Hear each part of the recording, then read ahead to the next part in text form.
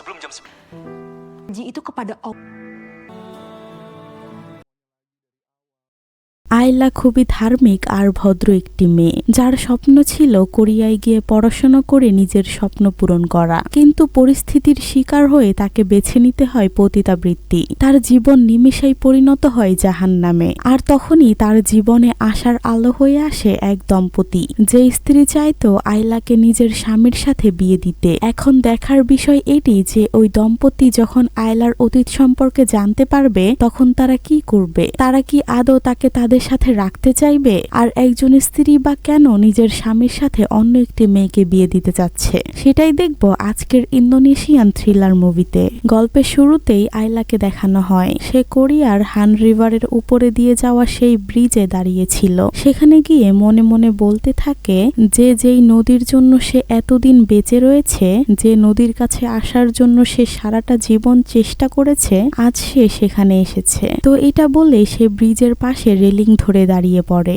এরপরেই দেখানো হয় একজন প্রফেসরকে, তার নাম হলো ফেইথ। সে তার স্টুডেন্টদেরকে গল্পের প্রথমে দেখা সেই মেয়েটির সাথে পরিচয় করিয়ে দেয় আর সবাইকে জানায় যে তার নাম হলো আয়লা, আর সেই তাদেরকে কি কি অ্যাসাইনমেন্ট আছে সেই সব কিছু বুঝিয়ে দেবে। তো এরপরেই দেখানো হয় যে আয়লার সাথে প্রফেসর ফেইথের কিভাবে দেখা হলো তা সে বলতে থাকে। সে বলে যে তাকে সে ছোটবেলা থেকে চেনে, সে তার প্রতিবেশী ছিল, কিন্তু বলতে গেলে সে তার লাইফ সেভার। প্রফেসর ফেইথের হেল্পের কারণে সে কলেজে পড়তে পেরেছে, আর তার জন্যই সে স্কলারশিপও পেয়েছিল কোরিয়াতে। যখন তার বাবা তার কলেজের ফি দিতে পারেনি তখন তার প্রফেসর ফেইথ তার ফি দিয়েছে, এজন্য সে তার কাছে অনেক কৃতজ্ঞ। কিন্তু আরো একজন আছে যে কিনা তাকে সামনে এগিয়ে যেতে সাহায্য করেছে, তার নাম হলো জিদান। জিদান হলো তার ছোটবেলার বন্ধু। যখন আয়লার মনে হয়েছে যে তার থেকে সবকিছু দূরে সরে যাচ্ছে বা সে যা চাচ্ছে তা পাচ্ছে না, তখনই জিদান এসে সবসময় তাকে সাহায্য করত আর তাকে উৎসাহ দিত যে সে এটা নিশ্চয়ই করতে পারবে। আর তার কথা শুনেই আয়লা সবসময় মোটিভেট হতো। তো এরপরেই দেখানো হয় যে আয়লা তার চাচা প্রফেসর ফেইথের সাথে হাঁটতে হাঁটতে বাড়িতে আসে। সেখানে এসে সে ফেইথ আর তার ওয়াইফের সাথে কথা বলতে থাকে। কিছুক্ষণ পরই সেখানে জিদানও চলে আসে। সে তার মায়ের সাথে করেই তাদের বাসায় ফেরে। তখন তারা একে অপরের সাথে সালাম বিনিময় করে। আর দেখা যায় যে জিদান আয়লার দিকে এবং আয়লা বারবার জিদানের দিকেই তাকিয়েছিল। অর্থাৎ তাদের দুজনের মধ্যে ফ্রেন্ডশিপের থেকেও হয়তো বেশি কিছু ছিল, কিন্তু কেউ কখনো কাউকে সরাসরি তাদের মনের কথা জানায়নি। যাক, তো আয়লা বাসায় ফিরতে নিলে এটা দেখে জিদান তার মাকে বলে যে সে একটু আয়লাকে এগিয়ে দিতে চায়। তার মায়ের তো আগে থেকেই আয়লাকে তার ছেলের জন্য ভালো লাগতো, আর সে তাদের দুজনের ফিলিং এর ব্যাপারেও খুব ভালো করে জানতো। মা তো সে সবই বুঝতে পারে। তো এজন্য সে জিদানকে আর মানা করে না। সে উল্টো বলতে থাকে যে সে আর কত রাইডারের মতো বিহেভ করবে, তার তো তার মনের ফিলিংস বলে দেওয়া উচিত। তো জিদান আর আয়লা দুজনেই তো এটা শুনে লজ্জা পেয়ে যায়। এরপর তারা একসাথে হাঁটতে যেতে থাকে। আয়লা তো জিদানের বাইকেই ওঠে না, কারণ এতে তাদের একে অপরের শরীরে স্পর্শ লাগতে পারে। এর থেকে বোঝা যায় যে আয়লা কতটা ধার্মিক মাইন্ডের। সে সবসময় পর্দা করে এবং ইসলামী বিষয়গুলো সবসময় মেনে চলে। তো তারা দুজন হাঁটতে হাঁটতে গল্প করতে থাকে। আয়লার কোরিয়াতে গিয়ে সেখান থেকে গ্রাজুয়েশন করার অনেক ইচ্ছা, এটা তার জীবনের লক্ষ্য। আর তার সামনেই অ্যাডমিশনের জন্য এক্সামও ছিল, এজন্য জিদান তাকে অনেক বেশি মোটিভেট করতে থাকে। সে আয়লাকে একটা ছবিও এডিট করে দেয়,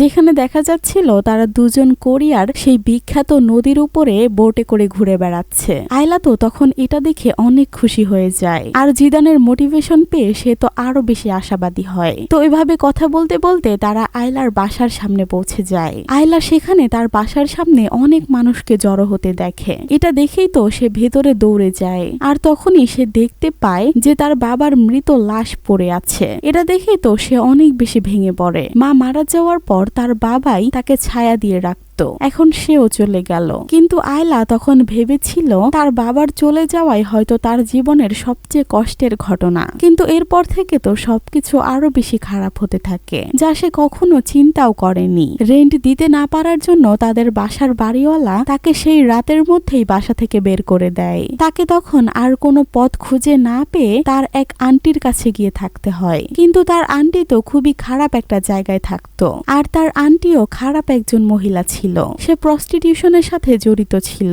আয়লা না চাইতেও তাকে বাধ্য হয়ে সেখানে যেতে হয়, কারণ তার থাকার যে আর কোনো জায়গা নেই। তো দেখা যায় আয়লার আন্টি তাকে নিয়ে তার বাসায় যায়। সেখানে গিয়ে আয়লাকে একটা ভাঙাচোরা রুমে থাকতে দেয়। আয়লা এতে কিছুই মনে করে না, সে যতটা ভালো করে পারা যায় ততটাই ভালো করে রুমটা গুছিয়ে সেখানে থাকতে শুরু করে। কিন্তু সেখানে তো তার থাকাটা দিনকে দিন আরো বেশি মুশকিল হতে থাকে। সে তার জন্য খাবার বানালে আন্টির ছেলে রায়না এসে তা তার থেকে কেড়ে খেয়ে নেয়। আর আয়লা তাকে কিছু বলতে গেলে সে তাকে অনেক উল্টাপাল্টা গালিগালাজ করে, যা আয়লার মোটেও ভালো লাগে না। আর এই কারণে আয়লা তাকে কিছু বলাও বাদ দিয়েছে। তাছাড়া তাকে সেই বাড়ির সব কাজ করতে হয়। তার জীবন এত খারাপ পজিশনে চলে আসে যে যে কেউ তার জায়গায় থাকলে হাল ছেড়ে দিত, কিন্তু সে তার হাল ছাড়ে না। সে তার পড়াশোনা ঠিকই কন্টিনিউ রাখে। সে সবসময় এটাই আশা করত যে তার কোরিয়াতে যাওয়ার স্বপ্ন একদিন না একদিন ঠিকই পূরণ হবে। আর একেবারে স্কলারশিপ পেয়ে গেলে তো সেখান থেকে সে সারা জীবনের জন্য চলে যেতে পারবে। তাই সে তার মতো করেই চেষ্টা করে যায়। কিন্তু একদিন সে ঘুমিয়ে থাকলে তার আন্টির নজর তার উপরে পড়ে, আর সে তাকে জোর করে ছোট কাপড় চোপড় পরায়, কারণ আজ থেকে সে আয়লাকেও খারাপ কাজের মধ্যে ঢুকিয়ে দেবে। আয়লা তার কাছে অনেক অনুরোধ করে যেন সে তার সাথে এমন না করে। সে এসব করতে চায় না, কিন্তু সে না চাইতেও তাকে তার কথা মানতেই হয়। তো এরপরেই তাকে ক্লাবে নিয়ে গেলে তার কাছাকাছি একটি লোক আসার চেষ্টা করে, কিন্তু তখনই সে লোকটিকে চড় মেরে দেয়। আর ঠিক সেই সময় তার কাছে চলে আসে রায়না, আর তাকে টানতে টানতে নিয়ে গিয়ে তার গলায় ছুরি ধরে জোরপূর্বক তার সাথে শারীরিক সম্পর্ক করে। আর এরপর থেকেই আয়লাকে তাদের কথা মতো সব কাজ করতে হয় এবং প্রতিদিন বিভিন্ন ক্লায়েন্টের সাথে খারাপ কাজ করতে হয়। তাছাড়া এর মধ্যেই তার কাছে কোরিয়ার ইউনিভার্সিটি থেকে চিঠি আসে যে তাকে সিলেক্ট করা হয়নি, যার জন্য আয়লা অনেক বেশি কষ্ট পায় আর অনেক ভেঙে পড়ে। তখনই একদিন দেখা যায় তার কাছে জিদান আসে, আর সে তাকে এই অবস্থায় দেখে বলে যে সে কেন নিজের জন্য প্রতিবাদ করলো না, সে তো নিজেকে বাঁচাতে পারত। তখন আয়লা তাকে বলে সে যেন এখান থেকে চলে যায়, কারণ রায়না দেখে ফেললে অনেক সমস্যা হবে, যা সে চাচ্ছে না। তো এরপরে একদিন তারা লুকিয়ে দেখা করে। তখন জিদান আয়লার কাছে থেকে কিভাবে কি হয়েছে এই সব কিছু জেনে নেয়, কিন্তু এরপরও সে আয়লাকে অবাক করে দিয়ে বলে যে সে কি তাকে বিয়ে করবে। সে যদি তাকে বিয়ে করে তাহলে সে তাকে অনেক ভালো রাখবে এবং তার স্বপ্ন পূরণে সব সময় তার সাথে থাকবে, তাকে কখনো ধোকা দিবে না। আর সে ভার্জিন কিনা তা তার কাছে ম্যাটার করে না, তার জন্য তো আয়লা সব সময় পিওর। তো এটা বলে সে আয়লার মাথায় হিজাব পরিয়ে দেয়, আর আয়লাও তখন তাকে বিয়ে করতে রাজি হয়ে যায়। এটা শুনে তো জিদানও অনেক হ্যাপি হয়। তো এরপরই আসে তাদের পালানোর দিন। আয়লা জিদানকে বলেছিল যে আজ তাকে রায়না অন্য শহরে নিয়ে যাবে, তাই সে যেন 11টার মধ্যেই এখানে আসে। তো জিদানও এদিকে আসতে থাকে, কিন্তু তার লেট হয়ে যায়। এদিকে আয়লাও সুযোগ বুঝে সেই ক্লাব থেকে পালিয়ে রাস্তায় যায় আর জিদানোর জন্যই অপেক্ষা করতে থাকে। কিন্তু তখনই অন্যদিকে দেখানো হয় যে আয়লার সেখান থেকে মিসিং হওয়ার ব্যাপারটা রায়না জেনে যায়, আর তারা সবাই মিলে আয়লাকে খুঁজতে থাকে। এদিকে তখন জিদান তো 11টার বেশি বেজে যাওয়ায় তাড়াতাড়ি করে গাড়ি চালাতে থাকে। ঠিক সেই সময় দেখা যায় একটা প্রাইভেট কারের সাথে তার অ্যাক্সিডেন্ট হয়ে যায় জোরে গাড়ি চালানোর জন্য। এই অ্যাক্সিডেন্ট একদম আয়লার সামনেই ঘটে। আয়লা তখন দৌড়ে জিদানের কাছে যায় আর অনেক কাঁদতে থাকে। জিদানের একটু জ্ঞান আসলে সে আয়লাকে বলে সে তার কাছে ক্ষমা প্রার্থী, কারণ সে তাকে বেটার লাইফ দিতে পারলো না। তো ঠিক সেই সময় আয়লাকে এসে রায়না এবং তার লোকেরা আবারও তুলে নিয়ে যায়। তো এই ঘটনার পরই আয়লা একদিন চাচা ফেইথের সাথে দেখা করে। ফেইথ তাকে জিদানের মৃত্যুর জন্য অনেক সান্ত্বনা দেয়। এরপরই আয়লা তাকে বলে যে তার জন্য এখন পথ চলাটা আরো বেশি কঠিন হয়ে যাচ্ছে। সে জিদানের শেষ ইচ্ছাটা অন্তত পূরণ করতে চায়। এখান থেকে কোরিয়া যেয়ে সে পড়াশোনা করতে চায়। তারা দুজন মিলে সেখানে যেতে চেয়েছিল, কিন্তু এখন সে একাই সেখানে যাবে আর নিজেদের স্বপ্নটা পূরণ করবে। তখন ফেইথ তাকে বলে যে এমন একজন মহিলা আছে যে কিনা তাকে কোরিয়া নিয়ে যাবে এবং তার পড়াশোনার সকল খরচও সে বহন করবে। এটা শুনে তো আয়লা খুব খুশি হয়ে যায়, কিন্তু তখন ফেইথ বলে যে এখানে একটা শর্ত আছে, তাকে সেই মহিলার হাজবেন্ডকে বিয়ে করতে হবে এবং তার হাজবেন্ডের সেকেন্ড ওয়াইফ হতে হবে। তো এগুলো শুনে তো তখন আয়লার মন অনেক বেশি খারাপ হয়ে যায়, কিন্তু সে ফেইথকে বলে যে সে সেই মহিলার সাথে দেখা করতে চায়। ফেইথ তো পরদিনই তাকে সেই মহিলার সাথে দেখা করাতে নিয়ে যায়। তখনই দেখানো হয় তার নাম হলো আয়েশা। সে আয়লার সাথে দেখা করে, তাকে বলে যে তার ক্যান্সার হয়েছে। তারা চিকিৎসাও করছে, কিন্তু ডাক্তার বলছে যে কোনো চিকিৎসাতেই তার কোনো কাজ হচ্ছে না। সে ধীরে ধীরে আরো বেশি অসুস্থ হয়ে পড়ছে,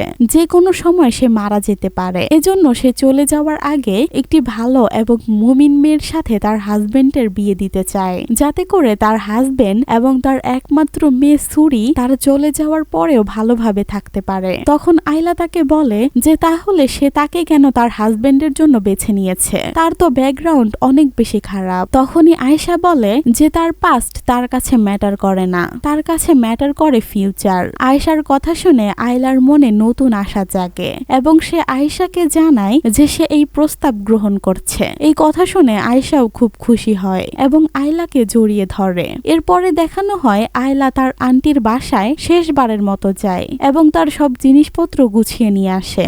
আয়েশা আয়লার আন্টিকে টাকা দিয়ে সেখান থেকে আয়লাকে নিয়ে আসে। এরপর আমাদের দেখানো হয় তাদের বিয়ের দিনের দৃশ্য।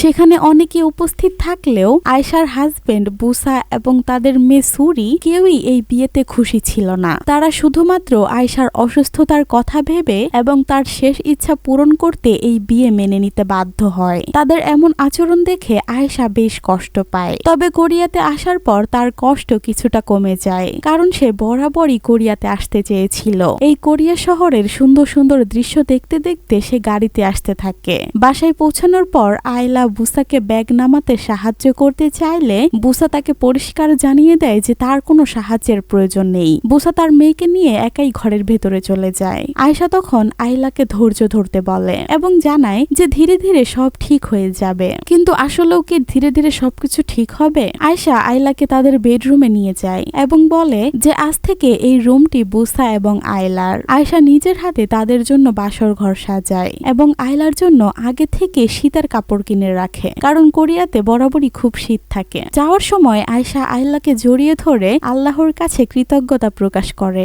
অন্যদিকে তাদের মেয়ে সুরি এই সব কিছুতে মন খারাপ করে বসেছিল। তার মা এসে বিভিন্ন কথার মাধ্যমে তার মন ভালো করে দেয়। রাতে বুসা রুমে এসে আয়লাকে স্পষ্ট বলে দেয় যে তাদের এই বিয়েটি শুধুমাত্র একটি চুক্তি। আয়লা কোরিয়ায় এসেছে পড়তে, আর এজন্যই সে বিয়ে করেছে এবং বুসা তার স্ত্রীর ইচ্ছা পূরণ করেছে। এটা পুরোটাই একে অপরের স্বার্থের জন্য। তাদের মধ্যে স্বামী স্ত্রীর কোনো সম্পর্ক থাকবে না। এই কথা বলে বুসা খাটে না শুয়ে নিচে মেঝেতে ঘুমিয়ে পড়ে। আয়লাও চুপচাপ মন খারাপ করে ঘুমিয়ে পড়ে। পরদিন সকালে আয়লা বুসার সাথে সুরিকে স্কুলে দিতে যায়। পথে বুসা আর সুরি অনেক গল্প করলেও আয়লাকে তারা একদমই ইগনোর করে। সুরিকে স্কুলে নামিয়ে দেওয়ার পর আয়লা গাড়ির সামনে সিটে বসতে চাইলে বুসা সেখানে তার ব্যাগ রেখে দেয়। ফলে আয়লাকে আবারও পিছনের সিটে গিয়ে বসতে হয়। অর্থাৎ বুসা একদমই আয়লাকে ইগনোর করছিল। এরপর বুসা আয়লাকে ইউনিভার্সিটিতে যাওয়ার জন্য একটি সাবওয়ে স্টেশনের কাছে নিয়ে আসে। সেখানে আয়লাকে নামিয়ে দিয়ে বুসা বলে যে সাবওয়েতে গেলে তাকে ট্রাফিকে পড়তে হবে না, সে তাড়াতাড়ি পৌঁছে যেতে পারবে। আয়লা বলতে চাচ্ছিল তার কাছে তো টাকা নেই, কিন্তু বলার আগেই বুসা তাকে একটি ক্রেডিট কার্ড দেয় এবং বলে যে আয়লার যা প্রয়োজন সে যেন এই কার্ড ব্যবহার করে কেনে, তবে সে যেন অবশ্যই ডিনারের আগে বাসায় ফেরে, কারণ দেরি হলে আয়েশা চিন্তা করবে। আয়লা সাবওয়ে স্টেশনে গিয়ে কিছুটা বিভ্রান্ত হয়ে পড়ে, কারণ সে কিছুই চিনত না। হঠাৎ তার ফোনটি হাত থেকে পড়ে যেতে নিলে হানিউল নামে একজন কোরিয়ান ছেলে তা ধরে ফেলে। আয়লা তাকে ধন্যবাদ জানায়। ছেলেটি আয়লাকে দেখে বুঝতে পারে যে সে ইন্দোনেশিয়ান, কারণ সে নিজেও ইন্দোনেশিয়ান ভাষা জানত। হানিউল তাকে জিজ্ঞেস করে সে কোথায় যেতে চায়। আয়লা তখন তাকে ইউনিভার্সিটির ম্যাপ দেখায়। তখন হানিউল বলে যে সে নিজেও সেখানে যাচ্ছে। পরে ইউনিভার্সিটিতে গিয়ে আয়লা জানতে পারে যে হানিউলকে তার মেন্টর অথবা গাইড হিসেবে নিযুক্ত করা হয়েছে, কারণ হানিউল ইন্দোনেশিয়ান ভাষা জানত। এটি জেনে তারা দুজনেই অবাক ও খুশি হয়। আসলে বাইরে থেকে কোনো স্টুডেন্ট পড়তে আসলে তাকে সাহায্য করার জন্য একজন গাইড দেওয়া হয় ইউনিভার্সিটি থেকে। হানিউল আয়লাকে জানায় যে সে 2 মাস ইন্দোনেশিয়াতে ছিল, তাই সে এই ভাষা ভালো জানে। আয়লা তার কাছে স্কলারশিপের ব্যাপারে জানতে চায়। হানিউল তাকে সাহায্য করার আশ্বাস দেয় আর বলে এতে তাকে কয়েকজন স্টুডেন্ট সাহায্য করতে পারবে, তাকে সে তাদের সাথে পরিচয় করিয়ে দিবে। এরপর হানিউল আয়লাকে পুরো কোরিয়া শহর ঘুরে দেখাতে শুরু করে আর রাস্তা চিনিয়ে দিতে থাকে। পথে আয়লা তাকে মৃত বন্ধু জিদানের কথা বলে। জিদানি প্রথম তাকে আয়লা নামে ডাকত, কারণ আয়লার আসল নাম হাইয়া। এই নাম বলা জিদানের কাছে কঠিন লাগতো, তাই সে তাকে আয়লা বলেই ডাকত। এরপর থেকে সবাই তাকে আয়লা নামে ডাকা শুরু করে। হানিউল আয়লাকে জিজ্ঞেস করে তাহলে জিদান এখন কোথায়। আয়লা বলে ও একটা অ্যাক্সিডেন্টে মারা গেছে। তো এরপর দেখা যায় যে আয়েশা সুরিকে স্কুল থেকে পিক করে বাসায় নিয়ে আসে, কিন্তু সুরি তখন মন খারাপ করে দাঁড়িয়ে থাকে। আয়েশাও তো এই ব্যাপারটা খেয়াল করে, তাই সে তার কাছে জিজ্ঞাসা করে যে কি হয়েছে। সুরি তখন বলে আয়লা কি চলে গিয়েছে নাকি আবারও আমাদের বাসায় এসে থাকবে। আয়েশা এটা শুনে তাকে বলে যে সে তো আমাদের সাথেই থাকবে। এই কথা শুনে তো সুরি খুবই রেগে যায় আর সেখান থেকেই চলে যায়। এরপর আবারও আয়লা আর হানিউলকে দেখানো হয়। হানিউল তাকে তার বাসা পর্যন্ত এগিয়ে দেয়। এরপর সে তাকে বিদায় জানিয়ে সেখান থেকে চলে যায়। এদিকে তখন সেখানে বুসাও চলে আসে। সে আসলে অফিস থেকে এই সময় বাড়িতে ফেরে। আয়লা তখন তার হাতে চুমু খেয়ে সালাম জানাতে চায়, কিন্তু বুসা তো তাকে ইগনোর করে সেখান থেকে চলে যায়। এরপরে দেখানো হয় আয়লা দ্রুত বাসায় এসে আয়েশার সাথে ডিনার রেডি করে। এরপরে ডিনার টেবিলে সবকিছু নিয়ে আসলে আয়েশা আয়লাকে কিছুক্ষণ সুরির সাথে খেলতে বলে। এরপরে বুসা এখানে আসলে তাকে যেন সে তার গ্রিন টি খেতে দেয় সেটাও জানিয়ে দেয়। তো তার কথা মতো আয়লা প্রথমে সুরির কাছে যায় তার সাথে একটু খেলা করতে, কিন্তু তার কাছে গিয়ে খেলার চেষ্টা করলে সুরি তাকে ইগনোর করতে থাকে। তাছাড়া সে একটি ড্রয়িং বানায় যেখানে সে তার মা বাবা আর তাকে আঁকায়। তখন আয়েশা এটা দেখে সুরিকে বলে যে এখন তো আয়লাও আমাদের পরিবারের সদস্য, সে তাকে কেন আঁকলো না। তখন সুরি বলে যে তার শুধু একটাই মা আছে। তো এটা শুনে আয়লা অনেক কষ্ট পায়। এরপরে দেখানো হয় যে সেখানে বুসাও আসে, কিন্তু আয়লা তার কাছে গিয়ে তাকে চা অফার করলে বুসা বলে সে চা খাবে না। এটা বলে সে সেখান থেকে উঠে চলে যায়। তো তাদের এত ইগনোরের পরও আয়লা হাল ছাড়ে না। সে বিভিন্নভাবে তাদের বাবা মেয়ের মন জয় করার চেষ্টা করে, কিন্তু তাতেও তেমন কিছু লাভ হয় না। তারা তাকে একই রকম ভাবে ইগনোর করতে থাকে। এরপরে দেখানো হয় যে একদিন রাতে আয়লা বুসার জন্য ফ্লোরে চাদর এবং বালিশ রেখে দেয়, কিন্তু বুসা এসে সেগুলো আবারও সরিয়ে রাখে। তখন আয়লা তাকে বলে যে সে বালিশ কেন নিতে যাচ্ছে না। তখন বুসা বলে যে বালিশ নিচে দেখলে আয়েশা তাদের উপর সন্দেহ করবে যে হয়তো আমাদের মধ্যেকার সম্পর্ক ভালো না, এই নিয়ে সে আবারও চিন্তা করবে। তো তখন আয়লা তাকে বলে যে তোমার আচরণের জন্য আয়েশা অলরেডি আমাদের সন্দেহ করছে। কিন্তু তখন বুসা তার কথায় পাত্তা না দিয়ে সেখানেই শুয়ে পড়ে। সেই সময় আয়লা অনেক রেগে যায় আর খাতায় বড় বড় করে লিখে রাখে সে একবার স্কলারশিপ পেলে এরপরেই বুসাকে ডিভোর্স দিয়ে দিবে। এরপরে দেখানো হয় আয়লা ভার্সিটিতে যায়। তখন হানিউল তাকে সেই স্কলারশিপ টিমের সাথে দেখা করিয়ে দেয়। সেখানের কাজ করা শেষ হলে তারা পুরো কোরিয়া শহর ঘুরতে শুরু করে। এভাবেই একদিন তারা কোরিয়ার একটা গ্রামে ঘুরতে যায়। সেখানে দুজনেই ট্র্যাডিশনাল জামা পরে আর অনেকগুলো ছবি তোলে। এরপরে তারা একদিন হান রিভারের সেই ব্রিজের উপর ঘুরতে যায়, কিন্তু তখন সেখানে গেলে হানিউল আয়লার সাথে তার জীবনের কিছু কথা শেয়ার করে। সে আয়লাকে বলে যে 2 বছর আগে সে এই ব্রিজের উপর দাঁড়িয়েছিল নিজের জীবন শেষ করে দেওয়ার জন্য, কিন্তু তখন হঠাৎ একদিক থেকে তার কানে একটি সুন্দর মধুর সুর ভেসে আসে, আর তা হলো আজানের সুর। এটা শুনে তখন আয়লা অনেক অবাক হয়ে যায়। হানিউল তাকে বলে যে এটা আসলেই অবাক করা বিষয়। সে নিজেও সেদিন অনেক অবাক হয়েছিল। সে জানে না যে ওটা তার ইমাজিনেশন নাকি সত্যি, কিন্তু তার মনে হয়েছে যে তার বিধাতা তার সাথে কথা বলছে এবং তাকে নতুন ভাবে জীবন শুরু করার জন্য একটা মোটিভেশন দিয়েছে। এজন্য সে সেদিন মনটা ভালো করে বাসায় ফিরে যায়। তার অনেকটা শান্তি লাগছিল। তো তখনই আয়লা কিছুক্ষণ সেখানকার ভিউ দেখে বলতে থাকে যে সে বুঝতে পারছে যে কেন অনেক মানুষ এখানে এসে তাদের জীবন দিতে চায়, কারণ জায়গাটা আসলে অনেক বেশি সুন্দর। এরপরে দেখানো হয় যে আয়েশাকে নিয়ে তারা সবাই ডাক্তারের কাছে যায় তার অবস্থার কোনো উন্নতি হচ্ছে কিনা সেটা জানার জন্য, কিন্তু সেখানে গিয়ে আয়েশা আর বুসা ডাক্তারের কাছে যায়। ডাক্তার তখন আবারও খারাপ খবর শোনায়। আয়েশা তো এটা শুনে খুব কান্না করতে থাকে। তার মেয়ে এবং তার হাজবেন্ডের কি হবে এটা ভেবেই তো সে আরো বেশি ভেঙে পড়ে। তো এরপরে দেখানো হয় যে পরদিন হানিউল আয়লাকে একটি আইসক্রিম খাওয়াতে নিয়ে যায়। এটা ছিল টার্কিশ আইসক্রিম। তো সেখান থেকে বেশ মজা করে আইসক্রিম খাওয়ার পর সে আয়লাকে একটি মসজিদ মসজিদের কাছে নিয়ে আসে এবং তাকে বলে যে সে এখানে মুসলিম স্টুডেন্টদেরকে নিয়ে আসে, সে এখন ভেতরে গিয়ে নামাজ পড়ে নিতে পারে, সে এখানেই তার জন্য অপেক্ষা করছে। তো আয়লা তখন নামাজ পড়তে থাকলে দূর থেকে হানিউল তাকে দেখে স্মাইল করতে থাকে। এরপরই নামাজ পড়ে আয়লা বাইরে আসে আর দেখতে পায় যে হানিউল কুরআন শরীফ পাঠ করছে। সে তো এটা দেখে অবাক হয়ে যায়। তখন হানিউল বলে যে এভাবে কুরআন পড়লে তার মনে অনেক শান্তি লাগে। তো তারপরেই দেখানো হয় আয়লা কুরআন থেকে হানিউলকে একটি আয়াত পড়ে শোনায় আর বলে এর অর্থ হলো যে আল্লাহ তাআলা কখনো তার বান্দাদেরকে এমন কষ্ট দেয় না যা সে সহ্য করতে পারবে না। তো এটা পড়ার পরই আয়লার চোখে পানি চলে আসে। হানিউল তখন তার কাছে জানতে চায় যে তার কি হয়েছে। আয়লা তাকে বলে যে তার বোন ক্যান্সারের সাথে লড়াই করছে এবং তার অবস্থা অনেক খারাপ। তখন হানিউল তাকে বলে যে সেই তো তাকে পড়ে শোনালো যে বিধাতা তার বান্দাকে এমন কোনো কষ্ট দেয় না যা তার হার্ট সহ্য করতে পারবে না, তাই সে চিন্তা করা বাদ দিক, যা হবে ভালোর জন্যই হবে। তো এরপরে দেখানো হয় যে হানিউল আয়লাকে নিয়ে কোরিয়ার একটা জায়গায় আসে যেখানে কাপল বা ফ্যামিলি এসে তাদের নাম লিখে তালা দিয়ে যেত। সেখানে গেলে তো আয়লা অনেক এনজয় করতে থাকে এবং হানিউল তাকে অনেকগুলো ছবি তুলে দেয়। এরপর তারা দুজন মিলে সেখানে ঘুরে ঘুরে আরো অনেক ছবি তুলতে থাকে। তখনই আয়লা হানিউলকে বলে যে সে এখানে তার গার্লফ্রেন্ডকে কখনো নিয়ে আসেনি, যদি না নিয়ে আসে তাহলে যেন একদিন সে এসে তাদের দুজনের নাম লেখা তালা এখানে লাগিয়ে যায়। তখন এটা শুনে হানিউল চুপ হয়ে যায়। এরপর সে আয়লাকে বলে যে সে আর তার নাম এখানে কাপল হিসেবে লিখে দেয় তাহলে কি তাতে আয়লার কোনো সমস্যা আছে?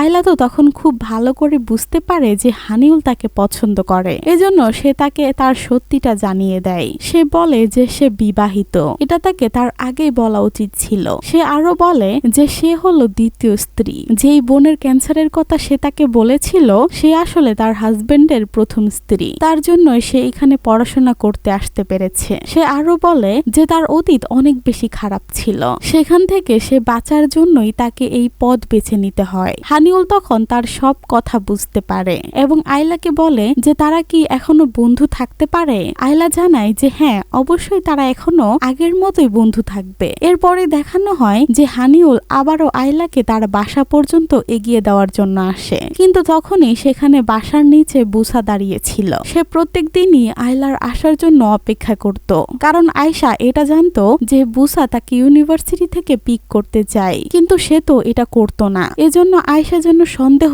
না করে এই কারণে সে আয়লার বাসা ফেরা পর্যন্ত অপেক্ষা করত আর বাসায় ঢোকার সময় আয়লাকে সাথে করে নিয়ে ঢুকতো। সেদিন আয়লা তাকে হানিউলের সাথে পরিচয় করিয়ে দেয়, কিন্তু বুসা হানিউলকে বলে যে সে হলো আয়লার ভাই। তো এরপরে হানিউল সেখান থেকে চলে যায়, কারণ হানিউল তো জানতোই যে বুসা তার স্বামী। আয়লা তখন রেগে গিয়ে বুসাকে বলে যে হানিউল হলো তার মেন্টর অথবা ট্যুর গাইডের মতো, তাদের মধ্যে ভালো ফ্রেন্ডশিপও হয়েছে। তাছাড়া হানিউল তাকে স্কলারশিপ নিতে হেল্প করছে, সেটা একবার হয়ে গেলে সে আর তাকে সহ্য করবে না আর এখান থেকে একেবারের মতো চলে যাবে। বুসা তখন তার কথার কোনো উত্তরই দিতে পারে না। এর জন্য আয়লা তাকে আরো বলে যে হানিউল জানে যে সে তার হাজবেন্ড এবং সে ম্যারিড, এটা বলে সে রেগে সেখান থেকে চলে যায়। এরপরে রাতের বেলা দেখানো হয় যে আয়শার উপর কেমোথেরাপি দেওয়ার জন্য সে অনেক বেশি দুর্বল হয়ে যায়, যার জন্য সে বিছানা থেকে উঠতে পারছিল না। তখনই তার কাছে বুসা আসে এবং তাকে বলে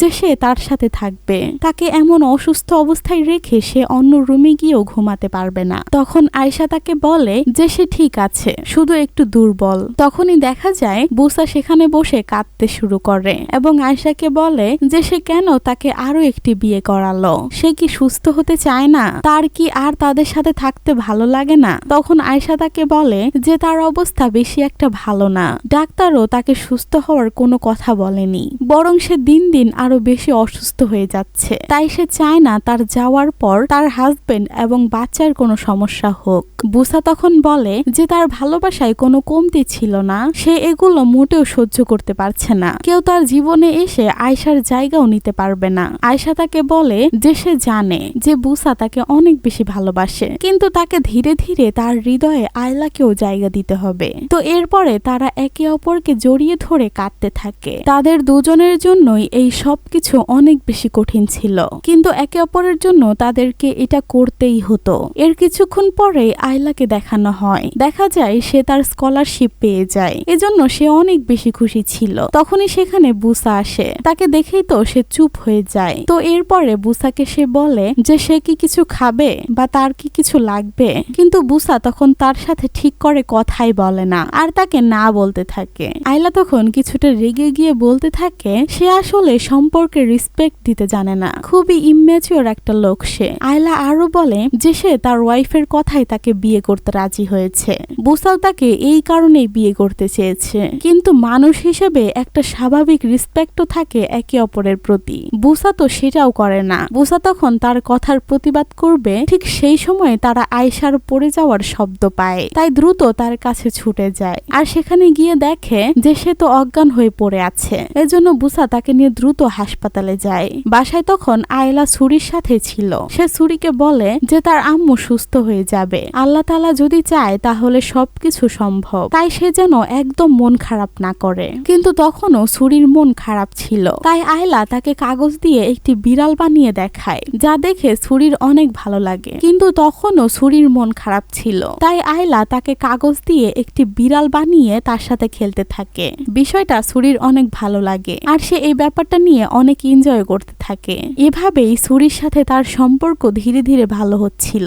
এরপরে দেখানো হয় পরের দিন সকালে আয়লা সুরিকে রেডি করে আর তার সাথে করে হাসপাতালে আয়শাকে দেখতে যায়। এরপর সেখানে আয়শা আর আয়লা থাকলে আয়শা আয়লাকে বলতে থাকে তার অনেক ভালো লাগছে আয়লাকে তাদের সাথে এই কঠিন সময়ে পাশে পেয়ে। সে তাদের জন্য অনেক কিছু করছে, তবে সে যেন তাকে একটা ওয়াদা করে যে কখনো যেন সে বুসা আর তার মেয়েকে ছেড়ে না যায়, সবসময় যেন তাদের সাথেই থাকে। আয়লা তখন তাকে প্রমিস করে যে সে তাদের সাথেই থাকবে। এরপরে দেখানো হয় যে আয়লা কিছু কথা বলার জন্য বুসার সাথে একাকী দেখা করে এবং তাকে বলে যে আয়শার শরীর অসুস্থ থাকার সাথে সাথে সে মেন্টালি অনেক বেশি ভেঙে পড়েছে, তাই তার সামনে যদি তারা একে অপরের মধ্যে দূরত্ব শো করে তাহলে আয়শা এটা মেনে নিতে পারবে না, সে অনেক বেশি ভেঙে পড়বে আর তার মন ভালো না থাকলে তার রিকভারিও সম্ভব হবে না। তাই তাদেরকে অন্তত আয়শার সামনে দুজনের প্রতি রেসপেক্ট দেখাতে হবে এবং একে অপরের সাথে তারা হ্যাপি আছে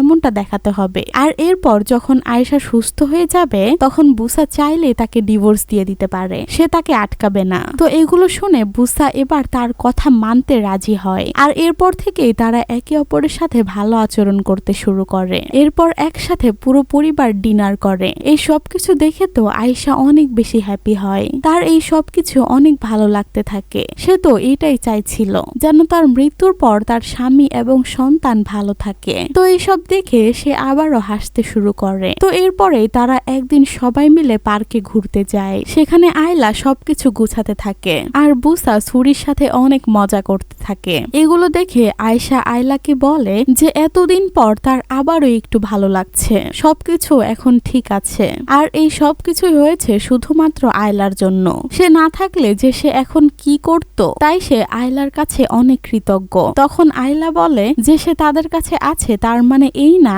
যে আয়শাকে চলে যেতে হবে, সে এখানেই থাকবে, তার মেয়েকে ধীরে ধীরে বড় হতে দেখবে। তখন আয়শা বলে যে তার এগুলো অনেক আগের ইচ্ছা ছিল, কিন্তু এখন তার ইচ্ছা পরিবর্তন হয়েছে। সে চায় যেন তার অবর্তমানে আয়লা তার এই পরিবারটিকে নিজের পরিবার করে নেয় আর তাদের সাথে অনেক আনন্দে জীবন কাটায়, এটাই হবে তার সবচেয়ে বড় পাওয়া। তো এরপরে আয়শা বুসার সাথে একটা জায়গায় গিয়ে বসে থাকে আর সে বুসাকে বলে যে তার সাথে তার বিয়ে হওয়াটা তার জীবনের সবচেয়ে ভালো মোমেন্ট ছিল, সে তাকে অনেক ভালোবাসে। বুসাও তখন তাকে বলে যে সেও তাকে অনেক ভালোবাসে। তো এরপরেই দেখানো হয় সেখান থেকে এসে রাতের বেলা আয়লা সুরিকে ঘুম পাড়াতে যায়। তখন সুরি তাকে বলে যে তার জন্যই তার মা এতদিন পর প্রাণ খুলে এসেছে। আয়লা আসলেই অনেক বেশি ভালো। এটা শুনেই তো আয়লা খুব খুশি হয়, কিন্তু তারপরেই তারা বুসার কান্নার আওয়াজ শুনতে পায়, তাই দ্রুত আয়শার রুমে চলে যায় আর সেখানে গিয়ে দেখে যে আয়শার অবস্থা খুবই খারাপ। সে তাদেরকে শেষবারের মতো একসাথে ভালোভাবে থাকতে বলে। এরপরেই কালেমা পড়ে বুসার কোলের উপরেই মারা যায়। এটা দেখে তো সবাই অনেক কষ্ট পায়, সবাই তখন খুবই কান্না করতে থাকে। পরবর্তী কিছুদিন তো তাদের জন্য অনেক খারাপ যায়। বুসা আর সুরি তো বারবার আয়শার কথায় মনে করে কাঁদতে থাকে। আয়লাও তখন তাদেরকে কমফোর্ট করার চেষ্টা করতে থাকে। তো ওইভাবেই অনেকগুলো দিন কেটে যায়। এরপর একদিন দেখানো হয় যে বাসায় সেদিন হানিউল আসে। তখন বুসা দরজা খুললে হানিউল তাকে বুসাকে একটি কেক দেয় এবং বলে যে সে কি একটু আয়লাকে ডেকে দিতে পারবে। তখন বুসা তাকে বলে যে সে তো কিছুক্ষণ আগে তার মেয়ে সুরির সাথে বেরিয়ে গেছে। তখন হানিউল তাকে বলে যে ঠিক আছে, তাহলে সে যেন আয়লাকে জানিয়ে দেয় যে সে মিলিটারি ট্রেনিং এর জন্য দূরে চলে যাচ্ছে আর তার স্কলারশিপ পেয়ে যাওয়ার জন্য তাকে যেন তার পক্ষ থেকে সে কনগ্রাচুলেশন জানায়। তো আয়লার স্কলারশিপের কথা শুনে তো বুসা অনেক কষ্ট পায়, কারণ আয়লা তো তাকে আগেই বলেছিল যে সে একবার স্কলারশিপ পেয়ে গেলে তাকে ডিভোর্স দিয়ে চলে যাবে। তাই সে আয়লার কিছু বলার আগেই নিজেই তাকে ডাকে আর বলে যে এখন তো তার স্কলারশিপ পাওয়া হয়ে গেছে, সে এখন তার রাস্তায় যেতে পারে, শুধু শুধু এখানে তাদের জন্য তার আর থাকার প্রয়োজন নেই। এটা শুনে তখন আয়লা অনেক বেশি কষ্ট পায় আর সে সেই রাতে কাঁদতে কাঁদতে তাদের বাড়ি থেকেই চলে যায়। এরপরে সে সেই নদীর ব্রিজের উপর দিয়ে রেলিং ধরে দাঁড়িয়ে থাকে, যে দৃশ্যটা আমরা গল্পের শুরুতেই দেখেছি। তো সে সেখানে নিজের জীবন শেষ করে দিতে চায়। এদিকে আয়লা চলে গিয়েছে এটা জানতে পেরে বুসা হানিউলকে কল করে যে আয়লা কোথায় আছে তা কি সে জানে। হানিউল তো এই সবকিছু শুনে বুঝতে পারে যে আয়লা এখন কোথায় আছে। তাই সে আর এক মুহূর্ত দেরি না করে বুসা এবং সুরিকে নিয়ে সেই হান ব্রিজের উপরে যায় আর সেখানে গিয়ে বুসা আয়লাকে বাঁচিয়ে নেয় আর অনেক কান্না করতে থাকে। সে আয়লাকে তখন বলে যে তার আসলে অনেক বড় ভুল হয়ে গেছে, সে তাকে তার প্রাপ্য সম্মানটাই দিতে পারেনি, সে তাকে আর আয়শাকে দুজনকেই কষ্ট দিয়েছে। তখন আয়লা তাকে বলে যে সে হয়তো তাকে আর সুরিকে আয়শার মতো করে ভালোবাসতে পারবে না, কিন্তু তাদেরকে সে কয়দিনে অনেক ভালোবেসে ফেলেছে, তাদের জন্য তার অনেক মায়া হয়। তখন বুসা তাকে বলে যে সে যেন তাকে আরেকটা সুযোগ দেয়, সে তাকে একজন ভালো হাজবেন্ড হয়ে দেখাবে। এই কথা শুনে আয়লাও তাকে জড়িয়ে ধরে আর দুজনেই সেখানে কাঁদতে থাকে। এরপরে তারা ধীরে ধীরে করে একে অপরের কাছাকাছি আসতে শুরু করে। তারা একসাথে সুরিকে স্কুলে গিয়ে সি অফও করে। এরপর দেখা যায় বুসা এখন আয়লাকে গাড়ির সামনে বসিয়ে তাকে নিয়ে কোরিয়া ঘুরতে বের হয়। তারা সমুদ্রের কাছেও যায়। সেখানে গিয়ে আয়লা বলে যে সমুদ্র তার অনেক পছন্দ, এখানকার সমুদ্র দেখার তার অনেক ইচ্ছা ছিল। তো তখনই কথায় কথায় বুসা তাকে বলে এটা হলো মেডিটেরিয়ান সি, এই সমুদ্রের কিছু কানেকশন আছে, আয়লা, আয়শা, সুরি এবং তার নামের মিল আছে, যার থেকে তার মনে হয় যে তাদের সবসময় একসাথে হওয়া ভাগ্যে লেখা ছিল। তারপর থেকে একসাথে হাত ধরে এরপর তারা একসাথে হাত ধরে হাঁটতে শুরু করে। বুসা তো এখন আয়লাকে তার ভার্সিটিতে দিয়ে আসতে এবং নিয়ে আসতে শুরু করে। একসাথে তারা তিনজন একদম হ্যাপি ফ্যামিলির মতোই থাকতে শুরু করে। বুসা আর আয়লা এখন একে অপরকে অনেক বেশি ভালোবেসে ফেলে, এজন্য তারা স্বামী স্ত্রীর মতো মধুর সম্পর্কেও লিপ্ত হয়। কিন্তু এরপর একদিন দেখানো হয় যে আয়লা বুসার সাথে মিলে আয়শার আলমারি গুছাচ্ছিল, সে তার কিছু জামা কাপড় ডোনেট করার জন্য রেডি করতে থাকে। ঠিক তখনই আয়লা সেখানে কিছু ফাইল পায়, বুসা তাকে সেগুলো গুছিয়ে রাখতে বলে। আয়লা তখন সেখানে তার হোম টাউনে থাকা একটি পুলিশ স্টেশনের নাম দেখতে পায়, যা দেখে সে ওই ফাইলটা ওপেন করে আর সেখানেই দেখে যে জিদানের অ্যাক্সিডেন্টের জন্য বুসাই দায়ী। এটা দেখে তো সে কিছুই বুঝতে পারে না। তখনই আমাদেরকে দেখানো হয় যে সেদিন যেই গাড়ির কারণে জিদানের অ্যাক্সিডেন্ট হয়েছিল তার মধ্যে আয়শা এবং বুসাই ছিল। আয়শা তাকে ইন্দোনেশিয়াতে বিয়ে করার জন্য আনলে রাস্তায় এটা জানতে পেরে বুসা এবং আয়শার মধ্যে কথা কাটাকাটি হতে থাকে আর তখনই তাদের সাথে জিদানের বাইকের অ্যাক্সিডেন্ট হয়ে যায় আর সেখানেই জিদান মারা যায়। তারা দুজনেই সেখানে আয়লাকে অনেক কাঁদতে দেখেছিল, যার জন্য তখন আয়শা ঠিক করে যে সে আয়লার সাথেই বুসাকে বিয়ে দিবে। তো এই সবকিছু বুঝতে পেরে আয়লা অনেক কষ্ট পায় আর সে বুসাকে বলে যে তার ভালোবাসার খুনির সাথে সে থাকতে পারবে না। এটা বলে সে সেখান থেকে চলে যায়। এরপরে সে বুক ভরা কষ্ট নিয়ে তার দেশের মানুষদের সাথে দেখা করার জন্য আবারও ইন্দোনেশিয়ায় ফিরে আসে। সেখানে এসে সে প্রথমে জিদানের কবর জিয়ারত করে। এরপরে সে জিদানের মায়ের সাথে দেখা করে। সে তো তাকে দেখেই জড়িয়ে ধরে আর অনেক খুশি হয়। এরপরই তার বাসায় আসলে আয়লার মুখ থেকে তার সাথে হওয়া সব কথা জানতে পারে। এসব শুনে সে আয়লাকে বলে যে বুসা জিদানের মৃত্যুর জন্য দায়ী ছিল না, জিদানই আসলে অনেক জোরে এবং রং সাইড দিয়ে বাইক চালাচ্ছিল। আর তাছাড়া তার ভুল না থাকা সত্ত্বেও বুসা আর আয়শা তার কাছে এসে অনেক কান্নাকাটি করেছে এবং তাদেরকে ক্ষমা করে দিতে বলেছে। হয়তো আল্লাহ তাআলা জিদানের মৃত্যু এভাবেই লিখে রেখেছিল। এরপর সে যখন শুনেছে যে বুসার সাথে আয়লার বিয়ে হয়েছে তখন সে অনেক খুশি হয়, কারণ বুসা অনেক ভালো একটা ছেলে। তো এই সবকিছু জানতে পেরে আয়লা তখন আবারও কোরিয়াতে ফিরে আসে। সে তো এসেই সমুদ্রের পাড়ে মন খারাপ করে বসেছিল। তখনই তার কাছে সুরি আর বুসা চলে আসে। সুরি তাকে তার সাথে যেতে বলে, আর বুসাও এসে তাকে বলতে থাকে যে তার সাথে দেখা হওয়ার পর বা তাকে ভালোবাসার পরও সে তাকে সেই সত্যিটা বলার সাহস পাচ্ছিল না। সে তো এখন এটাই আশা করে যে যদি তাদের অন্য কোনো ভালো সময় দেখা হতো তাহলে আজ তাদেরকে দূরে থাকতে হতো না। কিন্তু তারপরও যদি আয়লা সবকিছু ভুলে গিয়ে তার সাথে নতুন করে সবকিছু শুরু করতে চায় তাহলে সে যে কোনো সময় তার কাছে আসতে পারে। তার মনের দরজা সব সময় তার জন্য খোলা থাকবে। সে তার জন্য সারা জীবন অপেক্ষা করবে। তো এটা বলেই সে সুরিকে নিয়ে সেখান থেকে চলে যেতে থাকে। ঠিক তখনই পেছন থেকে দৌড়ে তাদের কাছে চলে আসে আয়লা। এর মানে আয়লা তাকে ক্ষমা করে দিয়ে তার কাছে চলে এসেছে। আর এরপর থেকেই তারা তিনজন একসাথে হ্যাপিলি থাকতে শুরু করে। অবশেষে আয়লা তার জীবনের সুখ খুঁজে পায়। আর এরই সাথে এই গল্পটারও হ্যাপি এন্ডিং হয়।